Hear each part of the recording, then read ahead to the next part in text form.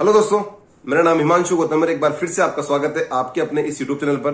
दोस्तों, आज का ये वीडियो है एग्जाम फियर के ऊपर। ठीक है, ये बहुत से भाई लोग इस चीज की शिकायत करते हैं कि भैया जब हम रूम पे बैठ के हमारे लैपटॉप में हमारा मॉक टेस्ट अटेम्प्ट करते हैं तो हमारा काफी अच्छा स्कोर आता है। हम 100 क्वेश्चन आराम से देख भी लेते हैं और वहां कोई सिली मिस्टेक भी नहीं होती और अच्छा स्कोर आता है।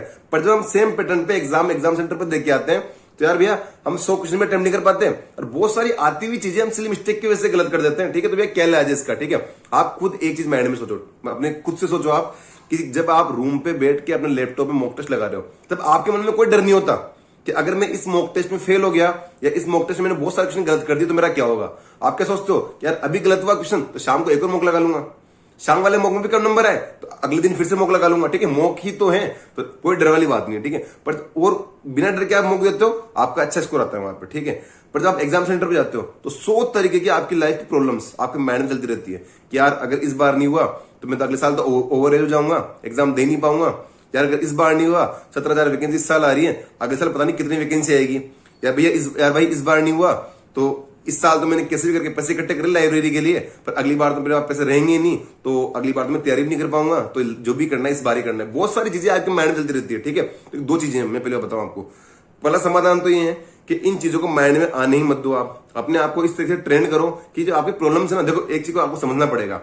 अगर आप अपनी प्रॉब्लम्स के बारे में दिन रात सोच रहे हो, समाधान तो उससे भी नहीं हो रहा।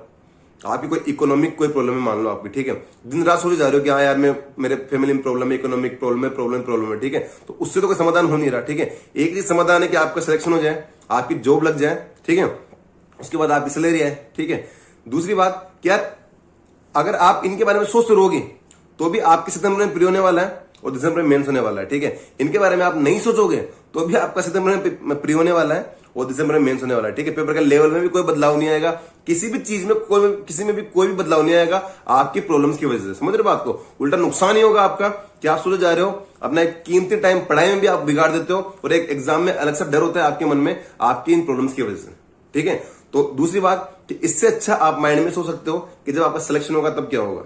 ठीक है, आपकी एक आंसर की आएगी। अभी 2 दिन पहले सीएचएसएल वाले भाई बहनों की आंसर की आएगी। ठीक है, कितने खुशी हो लोग, किसी का स्कोर 150 आ रहा है, किसी का 155 आ रहा है, 160 आ रहा है, मेंस की तैयारी में जुट गए वो लोग। ठीक है, कि जब आपका प्री निकलेगा तब आपका रिएक्शन क्या होगा, जब आपका मेंस निकलेगा तब आपका रिएक्शन क्या होगा, जब आपका फाइनल रिजल्ट आएगा, ठीक है, उसमें आपके नाम के आगे आपकी पोस्ट लिखी हुई होगी तो उस टाइम आपका रिएक्शन क्या होगा।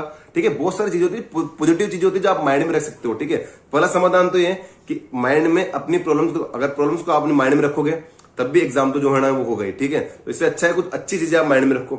दूसरी बात, मैंने आपको लगभग 3-4 महीने पहले से लगातार कह रहा हूं कि डेली मॉक टेस्ट आपको अटेम्प्ट करने चाहिए। ठीक है, और मैं गारंटी से कह रहा हूं कि जो बंदा पिछले 2 महीने से 3 महीने से जो मैंने कहा था कि आपको डेली क्वेश्चन प्रैक्टिस करनी है, चाहे आप सेक्शन मॉक लगाओ, चाहे आप चैप्टर वाला मॉक लगाओ, चाहे आप फुल वाला मॉक लगाओ, जो भी बंदा डेली मॉक टेस्ट की प्रैक्टिस कर रहा है ना, ठीक है, उसको भी एग्जाम फेयर नहीं होगा, क्योंकि 1 घंटे के मॉक से इतना ज्यादा यूज्ड हो जाएगा, इतना तगड़ा उसका फ्लो बन जाएगा, इतना फ्रेंडली जाएगा ना उस 1 घंटे के मॉक से, चाहे एग्जाम में कितना ही कुछ हो जाए वो पक्की बात है अच्छा अटेंड करके आएगा। ठीक है, मैंने आपको पहले मेरे एक फ्रेंड की बता भी रखी है कि हमारा जब 2 घंटे वाला पहले वाला पैटर्न था ना मेंस का, कि 2 घंटे का मैथ्स 2 घंटे का इंग्लिश, तो उसमें उसकी बहुत अच्छी तैयारी थी। ठीक है, हुआ क्या कि उसकी मैथ्स बहुत स्ट्रॉन्ग थी, उसने मॉक टेस्ट बहुत कम अटेम्प्ट किए मेंस के। ठीक है, उसने मेंस के मॉक बहुत कम अटेम्प्ट किए, हम दोनों का लेवल सेम था तो उसने मॉक बहुत कम अटेम्प्ट किए। इवन रूम पे हमारा स्कोर लगभग सेम आता था, ठीक है, बहुत सारे मॉक में, पर उसने मेंस के मॉक कम अटेम्प्ट किए, मैंने मेंस के मॉक खूब अटेम्प्ट किए थे, मैंने दिन रात बैठ के। तो उसका नुकसान ये हुआ ना कि वहां पे उसका जब एग्जाम में गया, शुरू के 2-3 क्वेश्चन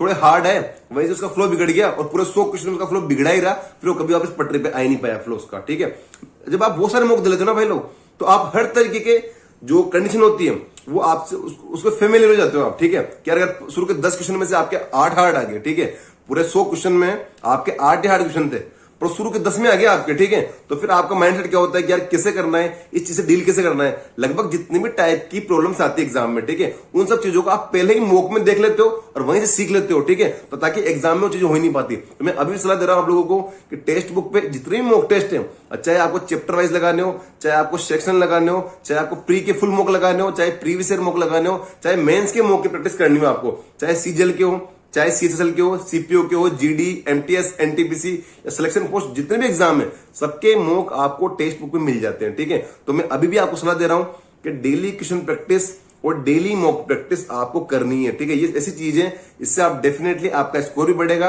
और जो एग्जाम फियर वाली बात है ना, मुझे मेरी लाइफ में कभी भी एग्जाम फेयर नहीं हुआ, ठीक है। मैं शुरू से मैंने बता रहा हूं कि मैंने खूब मॉक दिए हैं, मैंने तैयारी ही मॉक से करी है।